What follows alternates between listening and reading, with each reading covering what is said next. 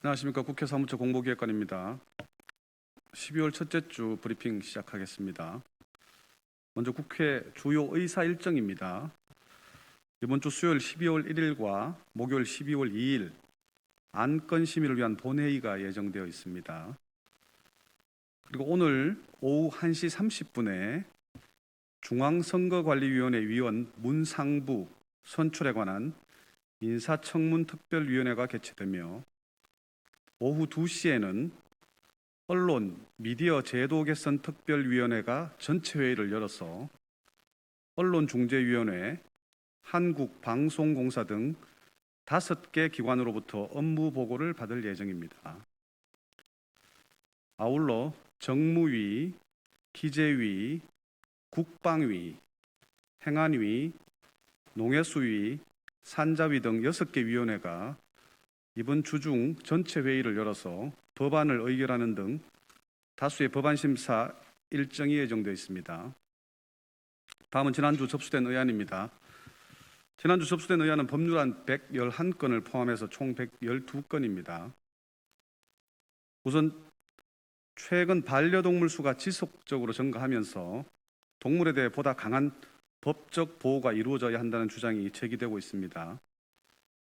지난달 10월 1일에 정부도 동물을 물건의 범주에서 제외하는 내용의 민법 개정안을 제출한 바 있습니다.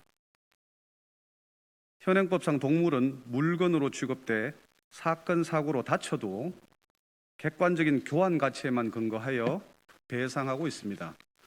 따라서 반려동물과의 애착 관계가 고려되지 않아서 실질적인 손해배상이 이루어지기 어려운 실정입니다.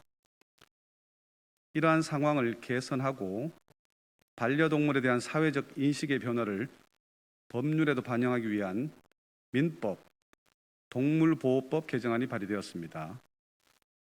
개정안의 주요 내용은 동물을 다치게 했을 때 치료 비용이 그 동물의 가치를 초과할 때에도 합리적인 범위 내에서 배상하도록 하고, 반려동물을 해한 경우 정신적 손해에 대해 배상하도록 하며, 동물을 학대하여 살해한 경우 5년 이하의 징역 또는 5천만 원 이하의 벌금을 부과할 수 있도록 벌칙을 강화하는 것입니다. 그리고 최근 대한민국에서 제작된 영상 콘텐츠들이 해외에서 잇따라 성공하면서 OTT 산업에 대한 관심이 높아지고 있습니다.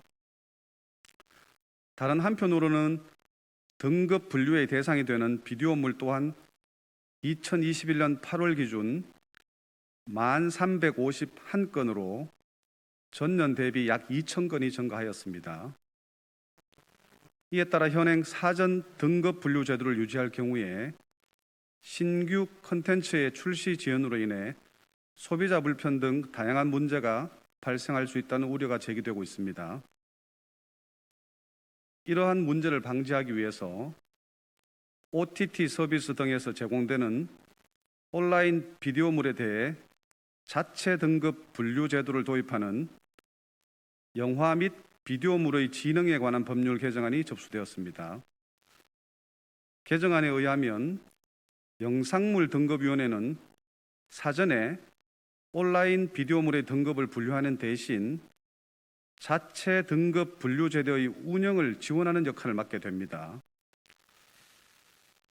또한 요즘 기자분들 택시 잡기 힘드시죠?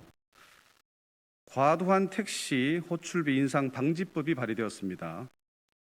여객자동차 운수사업법 개정안은 국토교통부 장관이 플랫폼 운송 중개 사업자에 대해서도 요금 개선 명령을 할 수 있도록 하고, 이를 이행하지 않은 경우 면허 취소, 사업 정지 등 벌칙을 부과할 수 있게 하는 내용을 담고 있습니다. 다음은 지난주 국민동의 청원 접수 현황입니다. 지난주 새로 공개된 국민동의 청원은 없으며 현재 진행 중인 청원은 총 5건입니다. 다음 국회 주요 일정입니다. 이춘석 국회 사무총장은 오늘 11월 29일 주례회의에서 최근 코로나19 확산 양상과 새로운 코로나19 변이 출현 등을 언급하며 정기국회의 안전한 마무리와 연말 공직기강 준수를 직원들에게 특별히 당부하였습니다. 여기 계신 국회 출입 기자분들께서도 기자실이나 기자회견장 등 국회 청사 내 마스크 의무 착용을 포함하여 국회 방역 대책에 적극 협조해 주실 것을 다시 한번 요청드립니다.